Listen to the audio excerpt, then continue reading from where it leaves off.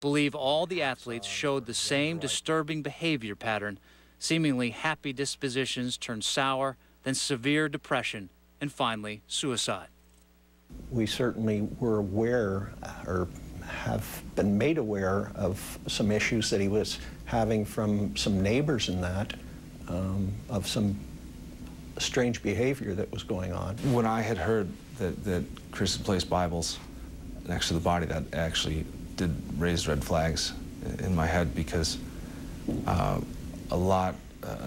few of our prior cases had become very religious, where they had not been at the end of their lives. The implications of scientific findings are startling, but connecting the evidence of brain damage to homicidal behavior is precarious business.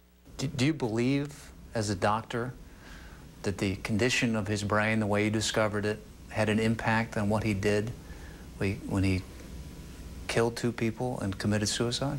That's a very hard question to answer, and the workings of the human brain, especially when violence of that type is carried out, I don't think anybody in science or medicine knows.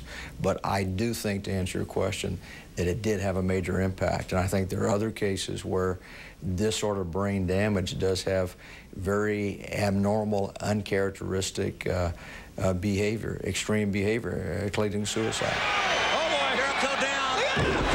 Crossface. And Chris Benoit's trademark, violent antics in the ring, certainly didn't help. But I think by now everyone's seen the pictures of him jumping off the ladder and jumping off the top rope and being hit over the head with the chairs. And so none of that is good. There's a major safety issue in the wrestling industry today. Much bad blood between these two guys. When you start introducing ladders and tables and chairs, that's real. I asked him one time, I said, when you get hit in the head with a chair, does it hurt? He said, you're damn right it does, Dad. Are you angry about what happened to him during his wrestling life? Yes. Let me put it this way. The company that I work for, the #1 priority of the person that owns the company is the health and safety of the people that work in the company.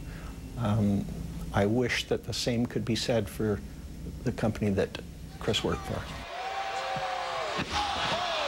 We contacted World Wrestling Entertainment for a response. They sent along a statement saying the analysis that concussions might have led to Benoit's murderous rampage was speculative, and went on to say, we respect the desire of that father to do whatever he can to find some explanation.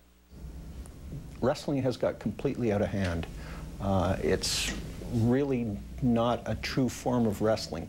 They've brought in what they call this hardcore for the shock effect now.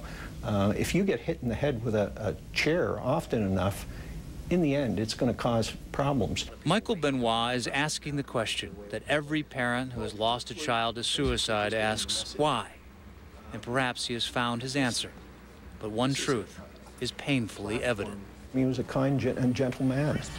We got to remember that this story isn't only about my son.